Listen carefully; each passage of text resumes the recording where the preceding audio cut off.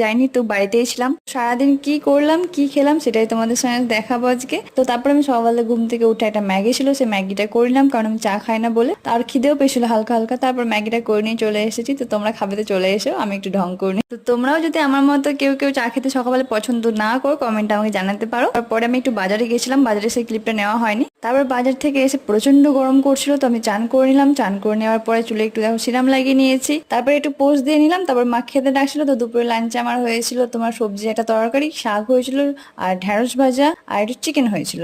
তো তারপরে আমি খাওয়া দাওয়া করে নিয়ে এবার ভাবলাম একটু রিলস বানাবো ইনস্টাতে, তাই একটু সাজুগুজু করে নিচ্ছিলাম ঢং করতে করতে।